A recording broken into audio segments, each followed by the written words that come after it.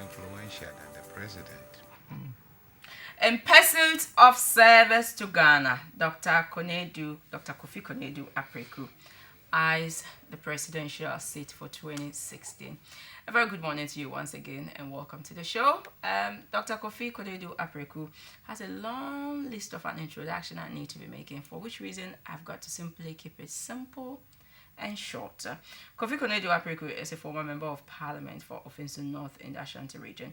He was a minister of regional cooperation and NEPAD under the Kufuor regime. He had taught in 3 American universities as economics lecturer, economics and finance professor for 11 straight years. Today, he's my guest. It's not actually the first time, but we thought on such a day where everyone is supposed to be relaxed and celebrating workers of Ghana, we should indeed be doing a touch on much economic issues that is supposed to be turning the country around. You're welcome to the studio once again, Doc. How are you doing this morning, Doctor? Thank you. I'm doing very well. It's been long.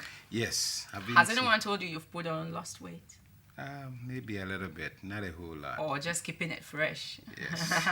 Trying to Doc, were stay you part of our Ghana's most influential yesterday? Unless, of course, you didn't attend. You didn't get an invitation? I didn't get any invitation. Well, Nanado was our Ghana's most influential for the year 2013. Did you hear about it?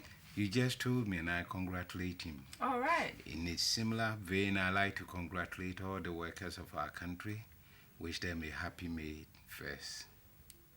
All right. So that's coming from Dr. Konadu Apraku. You were listening to our argument or our debate when I had the labor union in the studio.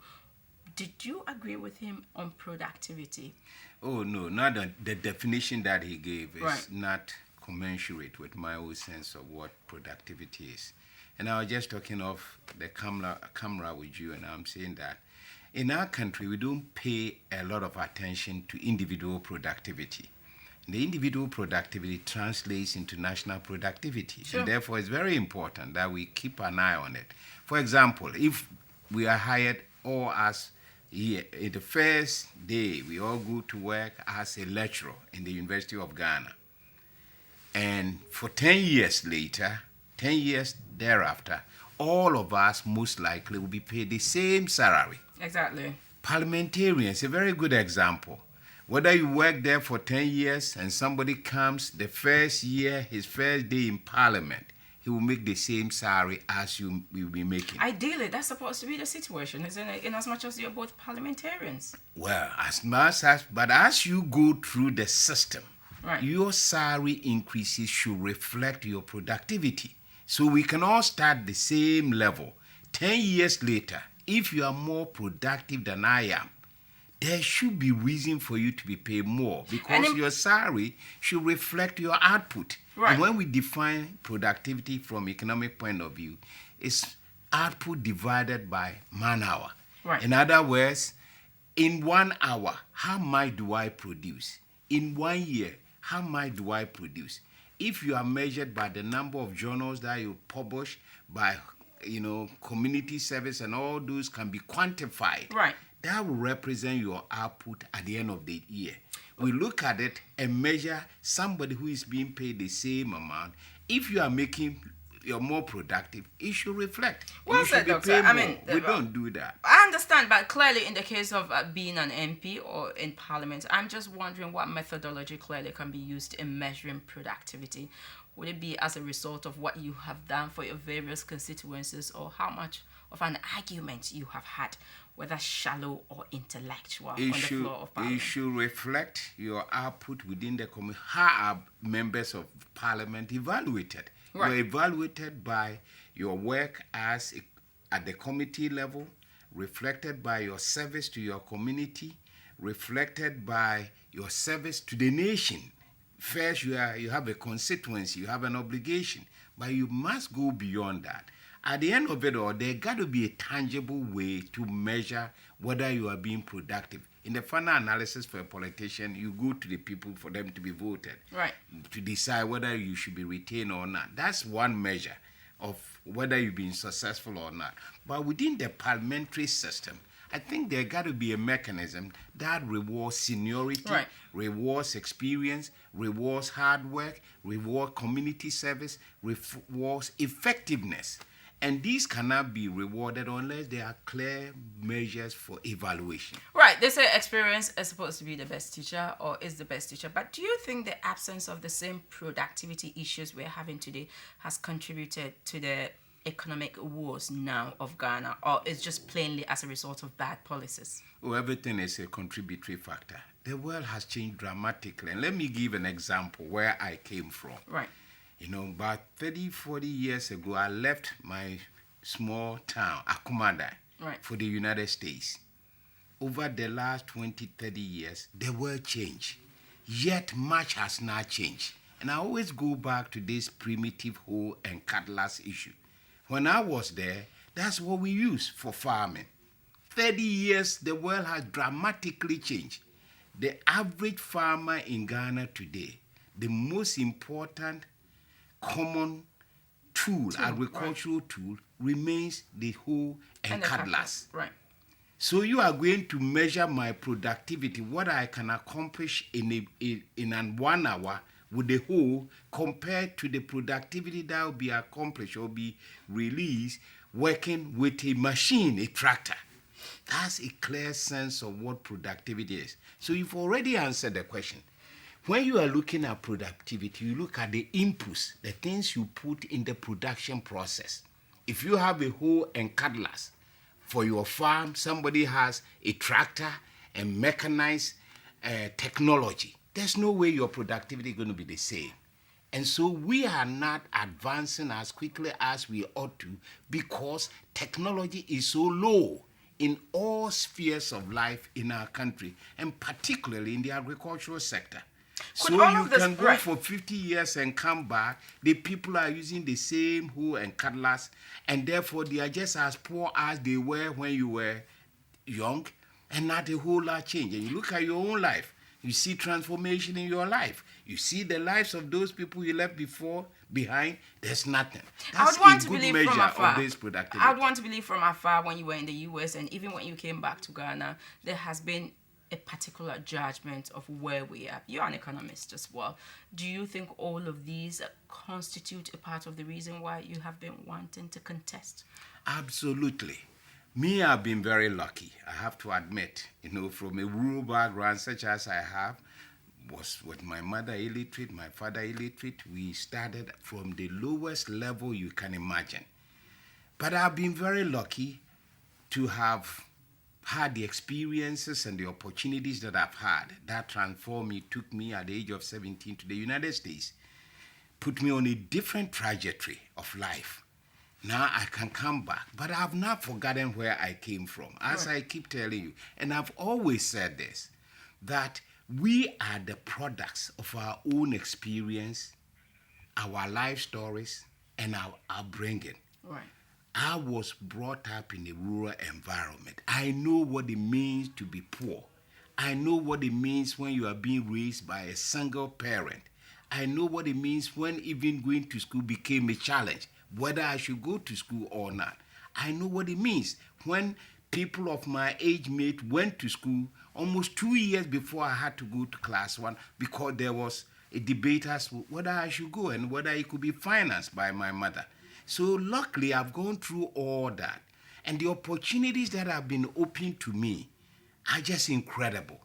If you look at my CV, from nowhere, went to America, did study up to PhD, work in 3 universities, work for the UN, work for the consultant for the World Bank, came back to do all of and this. So much more, I look back and I said, what has happened to me?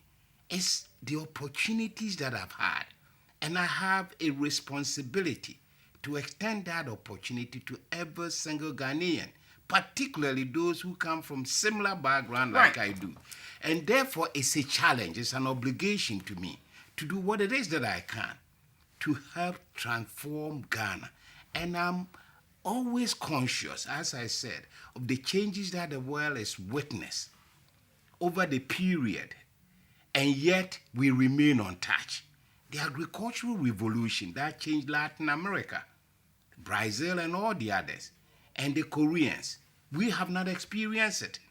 The industrial revolution of the early 1900s, we did not experience. But Doc, I I very much understand that. I mean, let's just exhaust this before we move on to the campaign platform.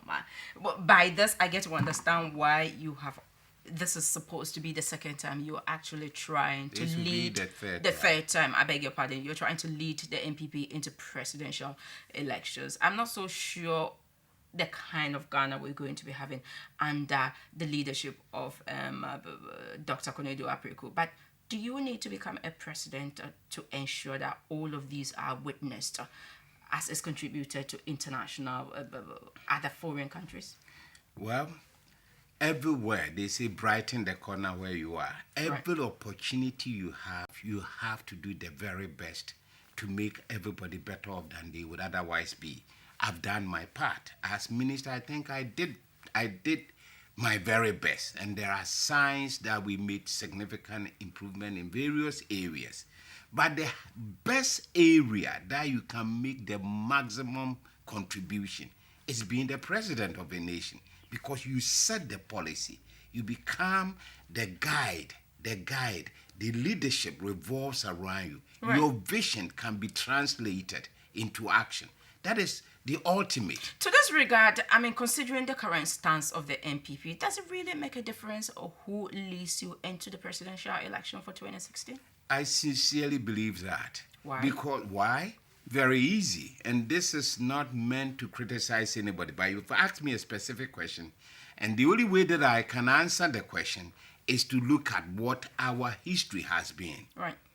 This same party that we have now, we have not changed our ideology. And I know where you're coming from. You are in a sense saying that if MPP programs remain the same, then it means anybody that is offered the opportunity should win an election. Not necessarily. Is that's not what you meant? Not necessarily, okay. But let's hear your submissions on this. Right. I'm saying that the party has not changed. Our vision has not changed. Our ideology, philosophy has not changed. Personnel just has changed, though. Changed. And the personnel that change, because if Ghanaians vote, obviously, they do not just vote for a political party, they also vote for the leadership of the political party. And the leadership may span from the polling station all the way to the presidential. But the person who is the embodiment of the party is the presidential candidate. And you can't tell me that it doesn't matter who the presidential candidate is. Yes, it does, because the personality counts, his vision counts, his attitude counts, the image, the perception about the candidate will eventually matter. Doctor, again, let me just simplify this. In straight terms, does it really make a difference if Nanado again leads you in the 2016 elections? Does it make a difference? Sure, sir. That... you are asking a question that is very loaded, in the sense that if he's selected as our candidate, then obviously the delegates are pronounced on the person that should be sent for the election. In that case, whether he's strong, whether he's weak, it doesn't matter. We will promote him, we work for him to win. But in the initial stage, everybody has a right to put in their interest to contest. And once we put in our interest and express our interest, there's no doubt in my mind that if we both talk to you, you will see differences. But many people are also bad. Right. So yes, it does matter who is selected. Many people out there believe that MPP members currently should welcome and embrace the big change of kicking men like Sir John and others out. Do you subscribe to this belief? I feel very strongly that we be deluding ourselves to believe that a party that goes to election and lose 2 consecutive elections, whose majority in the nation regional contest is being reduced from 6 to 2, should pretend that everything is okay. We can't pretend like everything is okay. And that doesn't mean particular individual. It means that something is wrong. If nothing is wrong, we ought to have one power. So whatever it is that is wrong, we need to change. And if it means personnel changes, then we have to do personnel changes. If it means rebranding the perception, the image of the party, obviously we need to do that. And the personnel change, when you say this, people translate immediately to the presidential. It may be, but there are a lot of other people who are involved in the management of our party, from polling station level to constituency. The constituency chairman is executives. They represent the party in the constituencies. Right. That's where the votes are. And therefore, the image they project, their sense of dedication and service to Ghana, their sense of selflessness, all together impact on our well-being. And obviously, the most of it the time is is not the really on our presidential side. candidate. Sure, time is not really on our side this morning. And hopefully the next time we invite Dr. Konadu Apraku, we're going to be doing a better concentration on just politics. I'll say at the expense of his recommendations of what is supposed to be done to turn the economic woes of Ghana into brighter futures where we can all see. Now, clearly, if you were the president of Ghana today, what economic and social policies would you introduce that would be different from what we have witnessed today? Well, nobody in Ghana has been able to transform the Ghanaian economy. No president. Would you be able to?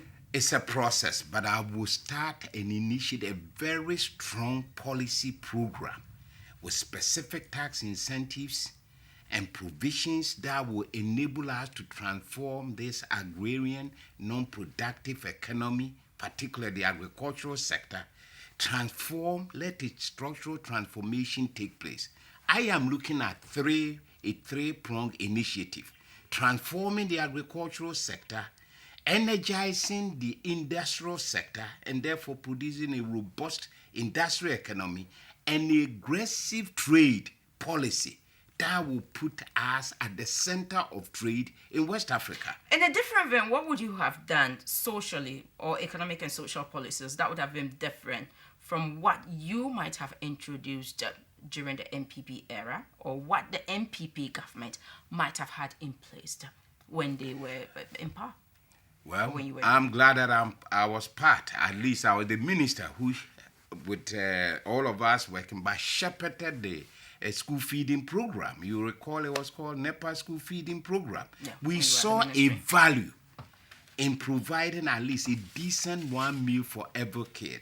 And we were trying to kill two birds with one stone, three birds with one stone. One, good nutrition, good encouragement to stay at school, and good health. So all of them.